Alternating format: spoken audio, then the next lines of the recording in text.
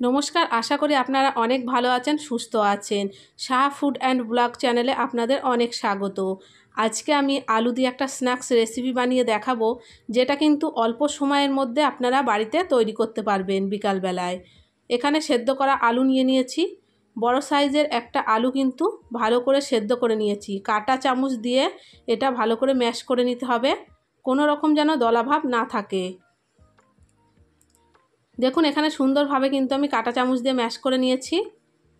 এরপরে পরিমাণ মতো লবণ দিয়ে দিলাম, আর দিয়ে দেবো হলুদ গুঁড়ো, জিরের গুঁড়ো দেবো হাফ চামচ মতন, ধনেপাতা কুচি দিয়ে দিলাম পরিমাণ মতন, আর দিয়ে দেবো এখানে 2 চামচ মতন কর্নফ্লাওয়ার। আপনারা কিন্তু চালের গুঁড়োটাও দিতে পারেন। দিয়ে ভালো করে সমস্ত উপকরণগুলো আলুর সাথে মাখিয়ে নিতে হবে। দেখুন সুন্দরভাবে মাখাতে হবে, কোনো রকম দলা যাতে না থাকে একদম।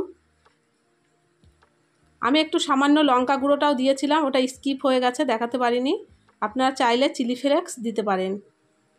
হাতের মধ্যে একটু তেল নিয়ে সামান্য গোল গোল করে বা লম্বা করে এটা তৈরি করে নেব। আপনারা চাইলে কিন্তু গোল গোল করেও তৈরি করতে পারেন। আর এটা কিন্তু বিকালে স্ন্যাক্স হিসাবে দারুণ সুন্দর মজার লাগে খেতে। একইভাবে গিলো কিন্তু সমস্ত তৈরি করে নিয়েছি। কড়াইতে রিফাইন তেল গরম করে নিলাম। এক এক করে কিন্তু আলু স্ন্যাক্সগুলো দিয়ে দেবো।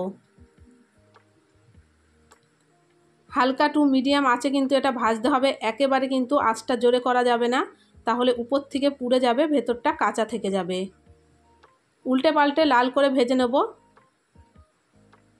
আমার চ্যানেলের রেসিপি যদি আপনাদের পছন্দ হয়ে থাকে লাইক করবেন, নতুন বন্ধু হয়ে থাকলে চ্যানেলটিকে সাবস্ক্রাইব করে আমার পাশে থাকবেন।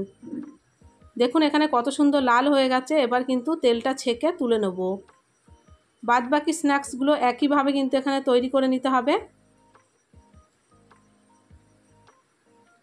একবার হলেও কিন্তু বাড়িতে এই আলু দিয়ে অল্প উপকরণে স্ন্যাক্সটা তৈরি করে খাবেন সন্ধেবেলায় সসের সাথে, খেতে কিন্তু অসাধারণ লাগে।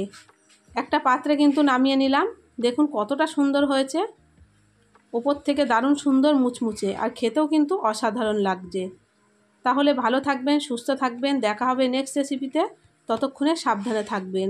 একবার হলে বাড়িতে তৈরি করে দেখতে